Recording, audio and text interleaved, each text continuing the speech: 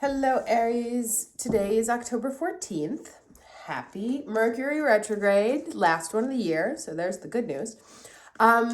Mercury went retrograde this evening at 11 degrees Scorpio.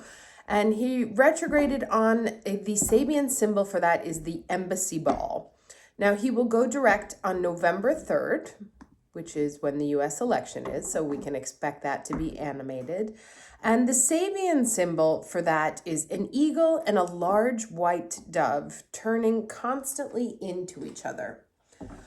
Now, and I'll discuss both of those symbols in a minute. Mercury is in Scorpio, the house of death and rebirth, the house of fusion. So these two symbols that are almost the opposite of individuation, right? An embassy ball is like you think of sort of a mass of people, kind of all dressed in the same way, but it's a big gathering of a multitude of people where it's sort of hard to pick one out. It's like an entity. And then the other Sabian symbol is the eagle and the dove, symbol of war and peace, that they keep turning into each other. So both of these is like what's what, right? What's death and what's rebirth? How do we separate the two? So there's a definite fusion of energies, sort of an impossibility of separating one thing from the other, that things are more alike than they are different.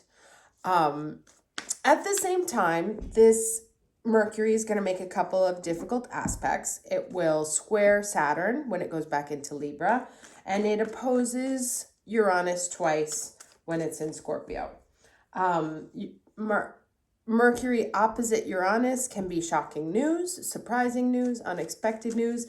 It can also be accidents, right? So, just be careful in your cars and stuff like that. Or it's like the kind of stuff where you have one of those days where everything just drops out of your hands.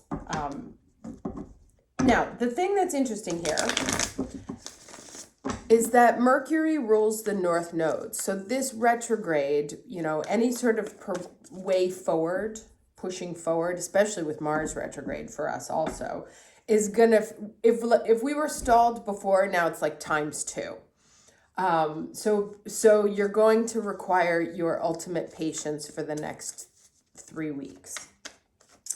But again, because it's ruling the nodes, whatever happens is ultimately in your best interest, ultimately for your own good, right? Especially with the squares to Saturn, because it's like, it's really disaster testing the cornerstones of whatever you've been building for the past 2 years while Saturn has been in Capricorn, because that will happen right before he leaves. So it should be an interesting time. Anyway, let me get started. Actually, I want to say, first of all, thank you to everybody who emailed me and messaged whatever about moodily.com. I have the invite situation fixed. You will be getting those links today. If you are interested in beta testing a mood management app based on science, drop me a comment below and we'll send you a link that you can use to just sign up. Otherwise, let's get started. Can we get the energy, please, for Aries for this Mercury retrograde? Too many. Energy for Aries for Mercury retrograde. What energy can Aries expect during this Mercury retrograde? Okay, interesting. Instinct, right? Kind of like the wolf moon. Following your instinct, what does it tell you? And here's that interesting image. You see how there's the two faces of the wolf where it's indistinguishable? And so there's kind of that energy, right? Like where it might be hard to tell what's good, what's bad. It might be hard to tell what's helpful, what's not helpful. And so we're really going to have to sort of rely on our instincts and what our gut feeling tells us. Remember, the time of Mercury retrograde is all about words that start with re. So when you do that, you are making the Mercury god happy. reconnecting, rethinking, reestablishing, reviewing, revisioning, etc., etc. What's the challenge energy for Aries for this Mercury retrograde? Challenge energy for Aries with Mercury retrograde. Okay. Oh, interesting too. So the first that we got is the Knight of Wands, which is the intensity, right? So there may be the challenge is likely that feeling of wanting to push forward and not being able to get very far. And at the same time, the other challenge is the Five of Cups, which is clinging to the past. So not being able to let something go at the same time as wanting to push forward, or wanting to push forward so badly because you need to get rid of this thing from the past. And that's, the past may be popping up again, rearing its quite literally ugly head. And you want to, although in this card, it's interesting because he's like rushing to it. So there may be a desire to rush to some sort of situation from the past to get it resolved. And there may be some issues in that. So let's see how the rest of this works out. What is the lesson for this Mercury retrograde for Aries?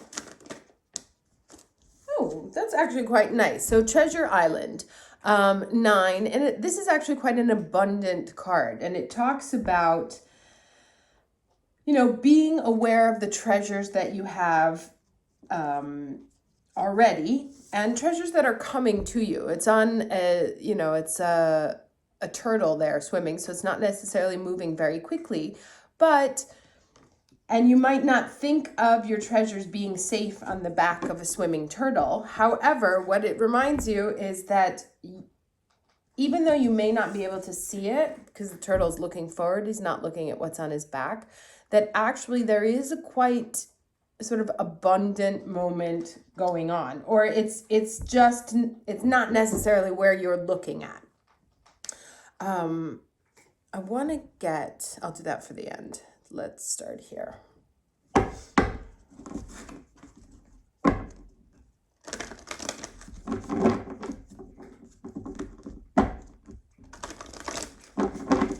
right, so what's the energy at the beginning of this Mercury retrograde?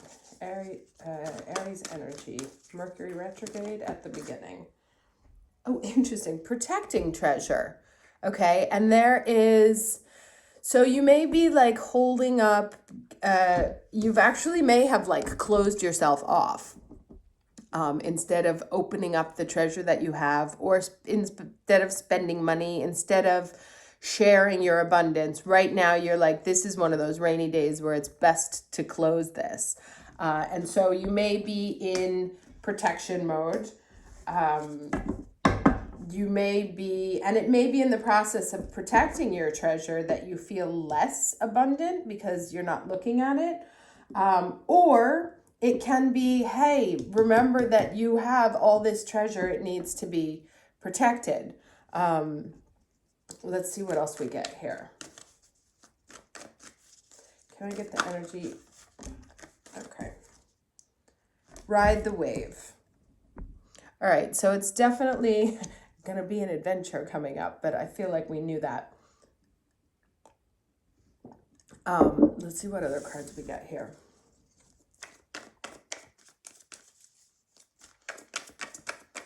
And it's interesting because they all have water in some form, right? These three guys here. And this is sort of like a slow paddling forward. This is looking at, so like, here's the different things, right? You have three forms of water here. This one with the dolphins, they make the water fun, right? This one with the water is keeping your treasure afloat because it's on a turtle's back, so it's safer that way.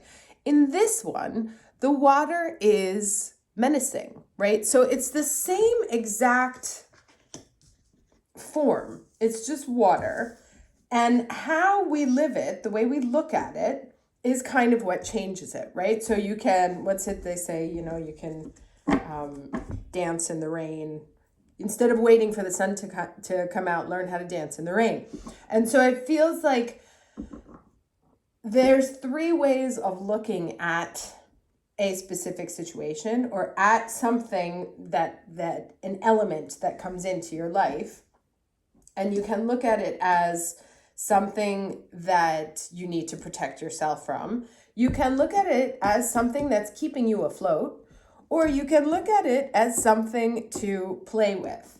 And I feel like this is, you're going to have to use your instincts to determine what's the best way forward. And it looks to me that it may be some sort of situation, again, popping up from the past. So it may be something you thought you were done dealing with that's coming back again. It may be something that you've been working on for quite some time that you really just want to push forward, either to conclusion or to the next stage. And you feel like you're in one of these three areas because nothing is happening. Let's get some more cards here. Can I get 3 cards, please, for Aries for this Mercury retrograde? Okay, 6 of Wands, very nice. Victory, moving forward. And it's interesting because you see how it's right under here? And here we have, this is how the cards came out, right? So you have this, the Knight of Wands who wants to rush towards this sort of messy past. And instead you have the 6 of Wands who's moving forward to a victorious new future. Let's keep going. 2 more cards, please, for Aries for the Mercury retrograde.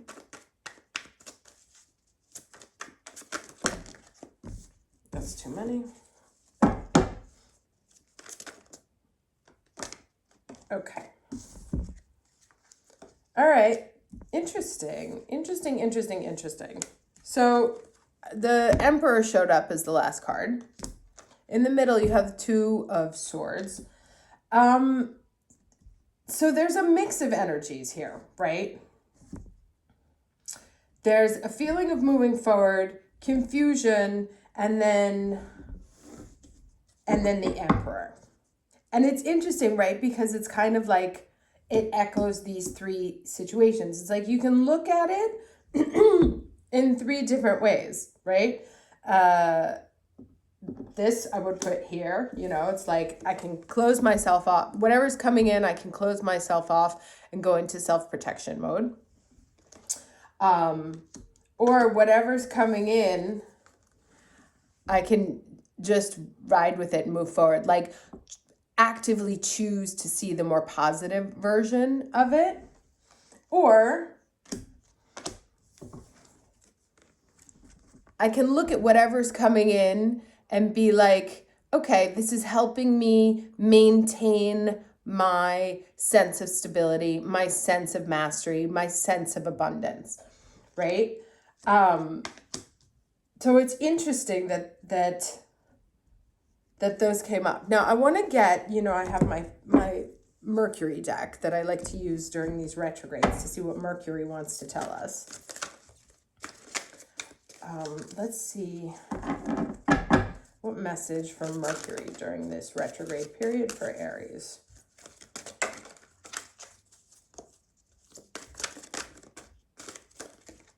Do it this way. What message from Mercury for this current retrograde for Aries? Okay. Interesting. All right, so this is the Dreams card, Incubation. What this means is, first off, to pay attention to your dreams, because that's how Mercury, especially in Scorpio, that's how he will be communicating with you. Let's read the rest of this. So it says, the answers you seek come to you in your dreams, which is interesting because that will come through your instinct. Now, they say in the esoteric world that the dreams that come right before you awake are usually the strongest. So those are the ones that they send with the more powerful message for you. So you might want to keep a little journal by your bedside so that you can write down your dreams right as you wake up. So the answers you seek come to you in your dreams. They're presented through images, stories, as well as visitations from deceased loved ones and from your guides. Find solutions to your question and evolve spiritually by practicing dream incubation. Before going to sleep, plant a mental intention that you will dream about a specific topic. Focus your attention in this way will put you in charge of, focusing your attention in this way will put you in charge of your dreams. As your sleeping consciousness becomes aware that you are dreaming, you are more able to manipulate the imagery and experiences, change outcomes in your reality, and travel through the dimensions of the esoteric planes, dreaming your dreams awake. Interesting. Okay, so here's the incantation. In and out, I gently drift. Through dreams of scenes, I slowly sift. Gods and queens appear to me. Their messages now I clearly see. And the other divinatory meanings are: take time out to rest, keep a dream journal. Your dreams are significant. Investigate an occurring dream. And I would say in this case, a reoccurring dream, since we're in Mercury retro time.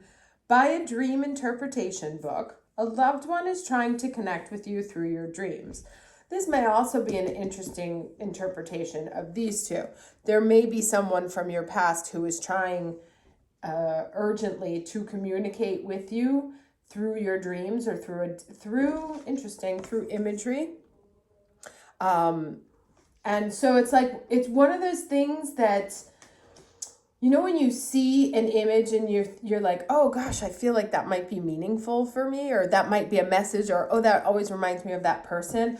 I would say you want to trust your instincts, that is actually the way people, your guides are communicating with you now, through images, through your instincts, through your dreams. So when you have that feeling that maybe someone, you know, is trying to reach, or they're trying to send you something, or that painting, that magazine cover, that whatever has a specific message for you, then I would trust that that's the case. Okay, now let's move on to the last piece here. I'm going to get an advice card from the Crystal Mandala Oracle. But like I said, I feel like it's all going to be a question of interpretation right now, whatever happens. You have three ways that you can sort of look at things. You can look at them with the light spirit. You can look at them seriously, take them seriously, and understand that in the looking at them seriously, there's a teeny bit of stagnation. Things are moving slowly. There's also really like three different speeds here, you know? You have this, which is like stuck. This, which is moving slowly, obviously, but in a form of mastery. And then you have this one, which is kind of galloping forward. And it may be,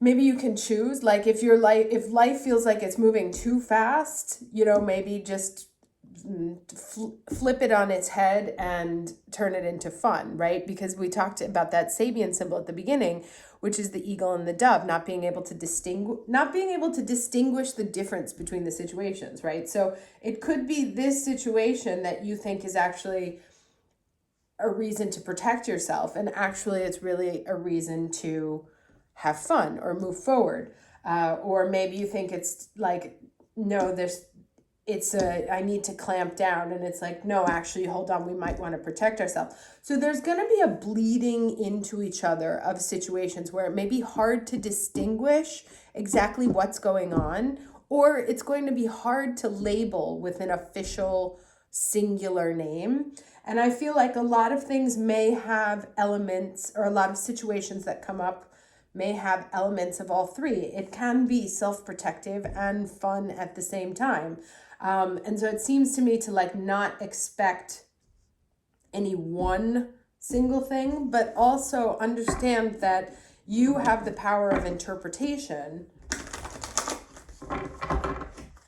on whatever happens to you, right?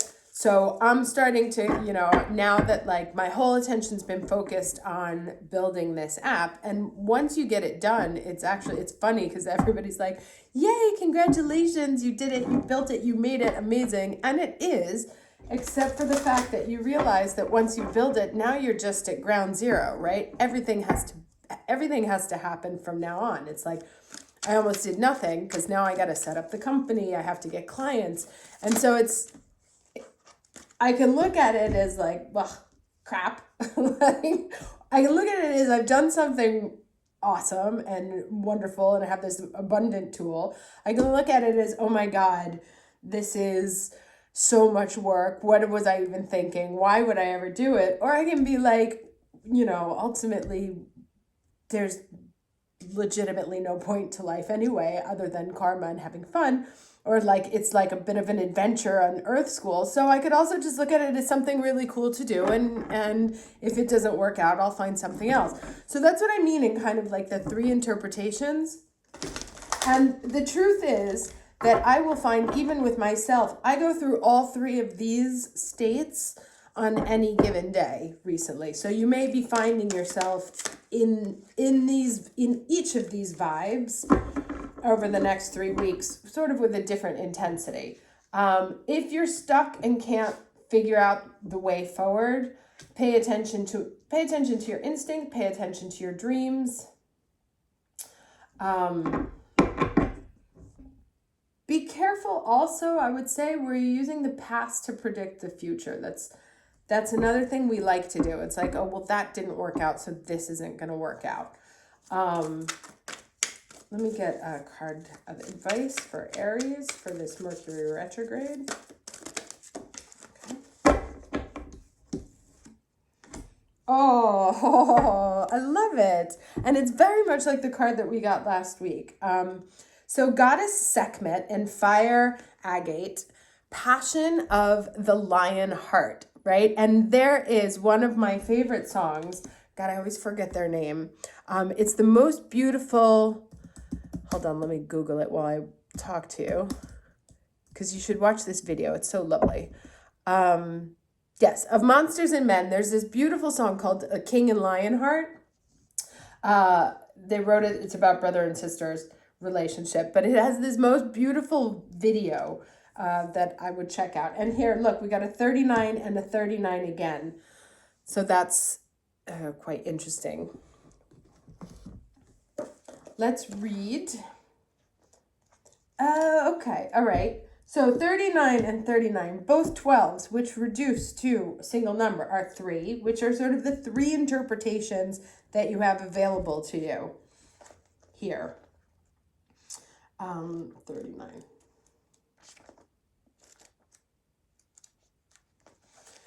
Okay, so we bring you the empowerment of passion of the lion heart. Through passion, you will dedicate yourself with an intensity, interesting, and discipline that may surprise you. Passion is love activated. It is energy that moves you from within and empowers you to act in the world in ways you would not otherwise dare to even consider. Yes. Passion gives you strength, plugs you into the eternal energy of sacred fire, and generates the ability to accomplish tasks you once may not have believed possible. With great passion, there can be great pain. The heart that loves wild and open is also the heart that can feel disappointment and doubt most keenly.